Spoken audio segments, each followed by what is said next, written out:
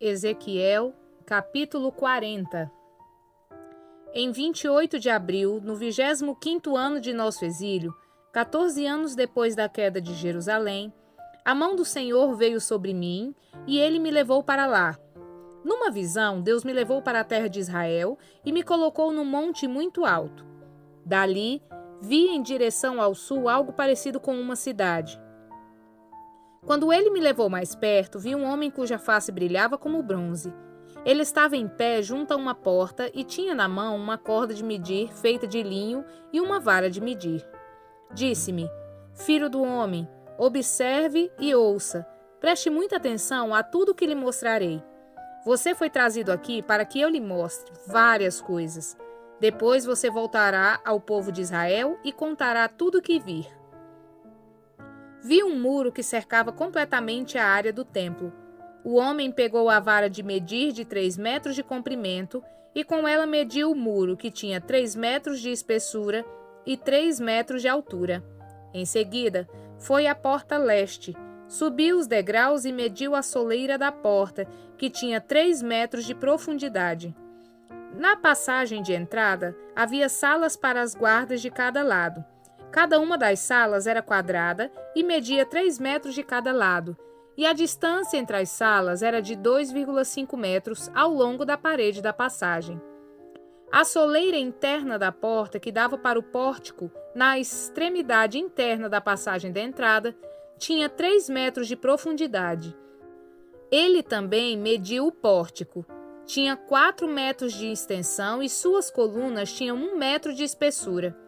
Esse pórtico era a extremidade interna da passagem de entrada e era voltado para o templo. Havia 3 salas de cada lado da passagem de entrada. Cada uma tinha as mesmas medidas e as paredes entre elas também eram idênticas. Então o homem mediu a porta de entrada, que tinha 5 metros de largura e 6,5 metros de comprimento na passagem. Em frente de cada sala havia uma mureta com meio metro de altura. As salas, propriamente ditas, tinham 3 metros de cada lado. Então ele mediu toda a largura da porta, a distância desde a parede dos fundos de uma sala para as guardas, até a parede dos fundos de outra sala. Essa distância era de 12,5 metros. Mediu as paredes divisórias ao longo de todo o interior da passagem até o pórtico. A distância era de 30 metros. O comprimento total da passagem de uma extremidade à outra era de 25 metros. Nas paredes das salas e em suas paredes divisórias havia janelas embutidas que se estreitavam em direção à parte interna. Também havia janelas no pórtico. As superfícies das paredes divisórias eram enfeitadas com entalhes de palmeiras. Então o homem me levou pela entrada até o pátio externo do templo. Ao longo das paredes do pátio havia uma calçada e junto às paredes havia 30 salas que abriam para a calçada. A calçada ladeava as portas e seu comprimento, desde os muros até o pátio, era o mesmo da passagem de entrada. Essa era a calçada inferior. Em seguida, o homem mediu a largura do pátio externo do templo, entre a entrada externa e a interna, e a distância era de 50 metros. O homem mediu a porta norte da mesma forma que a leste. Também ali havia 3 salas e um pórtico. Todas as medidas eram iguais às da porta leste. A passagem de entrada tinha 25 metros de comprimento e 12,5 metros de largura entre as paredes dos fundos de uma sala para as guardas e a parede dos fundos de outra sala. As janelas, o pórtico e os enfeites de palmeira eram idênticos ao da porta leste. Havia 7 degraus que davam para a passagem da entrada, e o pórtico ficava na extremidade interna da passagem de entrada. Do lado norte, como o lado leste, havia outra porta que dava para o pátio interno do templo, oposta à entrada externa. A distância entre as duas entradas era de 50 metros. Então, o homem me levou à porta sul e mediu suas partes, e eram exatamente iguais às medidas das outras portas. Tinha janelas ao longo das paredes, como as outras, e um pórtico no qual a passagem de entrada abria para o pátio externo. E como nas outras portas a passagem de entrada tinha 25 metros de comprimento e 12,5 metros de largura. Essa entrada também tinha uma escada com 7 degraus que davam para ela, um pórtico na extremidade interna e enfeites de palmeiras nas paredes divisórias. E aqui também havia outra entrada que dava para o pátio interno, oposta à entrada externa. A distância entre as duas entradas era de 50 metros. Então, o homem me levou à porta sul que dava para o pátio interno.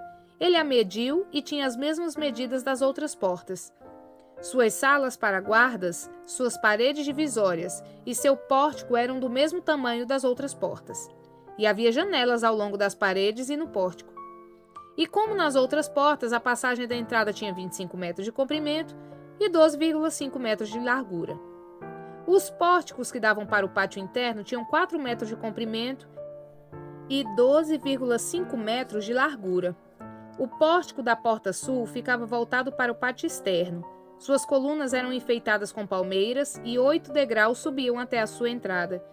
Então ele me levou à porta leste que dava para o pátio interno. Ele a mediu e tinha as mesmas medidas das outras portas. Suas salas para as guardas, suas paredes divisórias e seu pórtico eram do mesmo tamanho das outras portas, e havia janelas ao longo das paredes e no pórtico. A passagem da entrada tinha 25 metros de comprimento e 12,5 metros de largura. Seu pórtico ficava voltado para o pátio externo.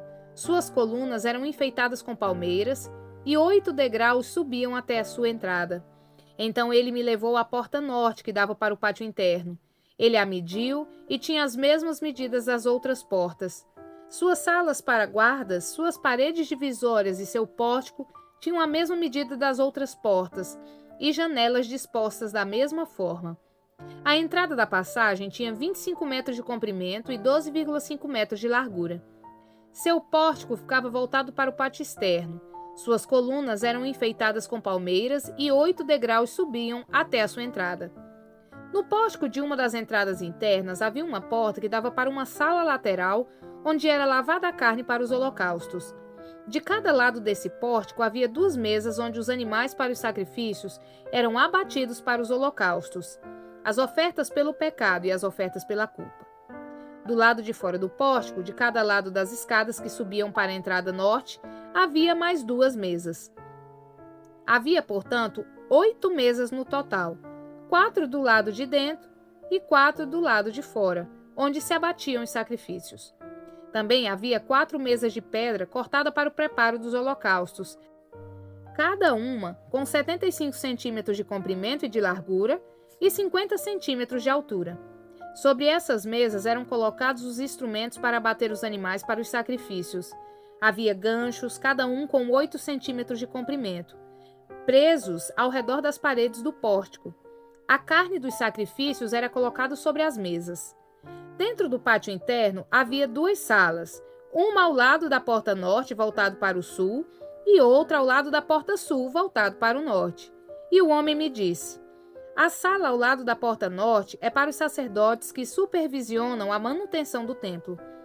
A sala ao lado da porta sul é para os sacerdotes encarregados do altar, os descendentes de Zadok, pois somente eles, dentre todos os levitas, podem se aproximar do Senhor para servir diante dele. Então, o homem mediu o pátio interno e era um quadrado com 50 metros de largura e 50 metros de comprimento.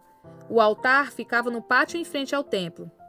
Então ele me levou ao pórtico do templo, mediu as paredes de ambos os lados da passagem para o pórtico e tinha 2,5 metros de espessura.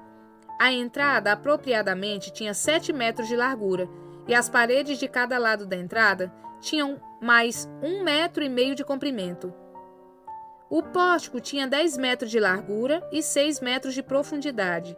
10 degraus subiam para ele como uma coluna de cada lado. Ezequiel capítulo 41. Depois disso, o homem me levou ao santuário do templo. Mediu as paredes de cada lado de sua porta e tinham 3 metros de espessura. A entrada tinha 5 metros de largura e as paredes de cada lado tinham 2,5 metros de comprimento. O santuário, propriamente dito, tinha 20 metros de comprimento e 10 metros de largura. Então ele passou do santuário para a sala interna, mediu as paredes de cada lado de sua entrada e tinha 1 metro de espessura. A entrada tinha 3 metros de largura e as paredes de cada lado da entrada tinham 3,5 metros de comprimento. A sala interna do santuário tinha 10 metros de comprimento e 10 metros de largura. Ele me disse: "Este é o lugar santíssimo." Então ele mediu a parede do templo e tinha 3 metros de espessura. Junto à parte externa da parede, havia uma fileira de salas, cada sala tinha 2 metros de largura. Essas salas laterais ficavam em 3 andares, uma acima da outra, e havia 30 salas em cada andar.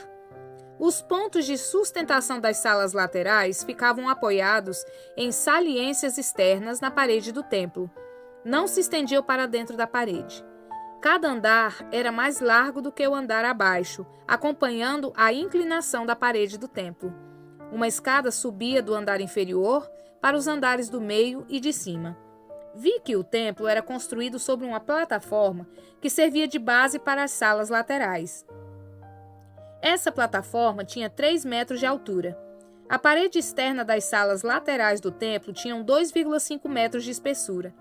Havia, portanto, uma área aberta entre essas salas laterais e a fileira de salas junto à parede externa do pátio interno. Essa área aberta tinha 10 metros de largura e se estendia ao redor de todo o templo. 2 portas nas salas laterais davam para a área aberta da plataforma, que tinham 2,5 metros de largura. Uma porta ficava voltada para o norte e a outra para o sul. Havia um edifício grande a oeste, voltado para o pátio do templo. Tinha 35 metros de largura e 45 metros de comprimento, e suas paredes tinham 2,5 metros de espessura. Então, o homem mediu o templo e tinha 50 metros de comprimento. O pátio ao redor do edifício, incluindo suas paredes, tinha mais 50 metros de comprimento. O pátio interno do lado leste do templo tinha 50 metros de largura. O edifício a oeste, incluindo suas 2 paredes, também tinha 50 metros de largura. O santuário, a sala interna e o pórtico do templo eram todos revestidos de madeira, assim como as armações das janelas embutidas. As paredes internas eram revestidas de madeira acima e abaixo da janela. O espaço acima da porta que dava para a sala interna e suas paredes internas e externas também eram revestidos de madeira. Todas as paredes eram enfeitadas com entalhes de querubim, cada um com 2 rostos, alternados com entalhes de palmeira. Um dos rostos de querubim, o rosto de homem, ficava voltado para a palmeira de um lado. O outro rosto, de leão forte, ficava voltado para a palmeira do outro lado. Havia figuras entalhadas ao redor de todo o templo, desde o chão até o alto das paredes, inclusive na parede externa do santuário. Na entrada do santuário havia colunas quadradas, e as colunas da entrada do lugar santíssimo eram semelhantes. Havia um altar de madeira com 1,5 metros de altura e 1 metro de cada lado. Seus cantos, sua base e seus lados eram de madeira. O homem me disse: "Esta é a mesa que fica na presença do Senhor." Tanto o santuário como o lugar santíssimo tinham portas duplas, cada uma com 2 folhas que se abriam para os 2 lados. As portas que davam para o santuário eram enfeitadas com entalhes de querubim e de palmeiras, assim como as paredes, e havia uma cobertura de madeira na frente do pórtico do templo. Dos 2 lados do pórtico haviam janelas embutidas, enfeitadas com entalhes de palmeiras. As salas laterais junto à parede externa também tinham coberturas. Ezequiel capítulo 42. Então o homem me levou ao pátio do templo, passando pela porta norte. Entramos no pátio externo e chegamos a um edifício com salas junto à parede do pátio interno. Esse edifício, cuja entrada dava para o norte, tinha 50 metros de comprimento e 25 metros de largura.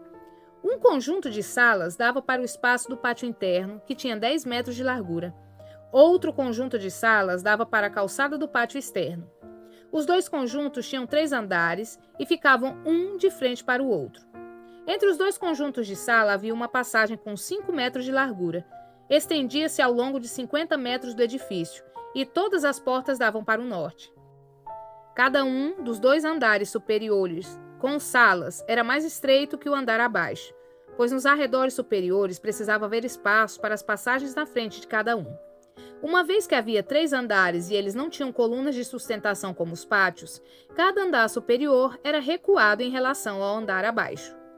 Havia uma parede externa que servia de divisória entre as salas e o pátio externo, e que tinha 25 metros de comprimento.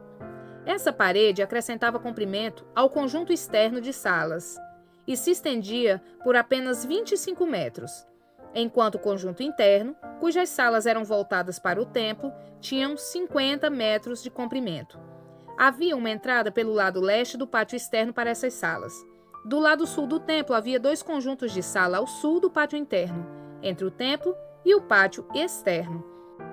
A disposição dessas salas era semelhante à das salas do lado norte. Havia uma passagem entre os 2 conjuntos de salas, como o lado norte do templo. Esse conjunto de salas tinha o mesmo comprimento do outro e também as mesmas entradas e portas. As dimensões deles eram idênticas. Havia, portanto, uma entrada na parede voltada para o conjunto interno de salas e outra na extremidade leste da passagem interior. Então, o homem me disse: estas salas ao norte e ao sul que dão para o pátio do templo são santas. Aqui, os sacerdotes que oferecem sacrifícios ao Senhor comerão as ofertas santíssimas. E porque as salas são santas, serão usadas para guardar as ofertas sagradas, as ofertas de cereal, as ofertas pelo pecado e as ofertas pela culpa. Quando os sacerdotes saírem do santuário, não irão diretamente para o pátio externo.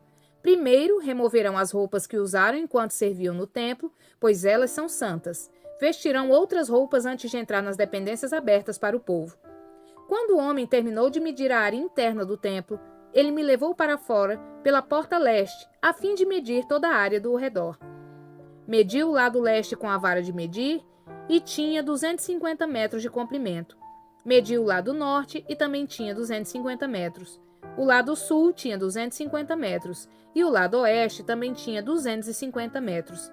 Portanto, a área tinha 250 metros de cada lado e um muro ao redor para separar o santo do comum. Curta, comente e compartilhe.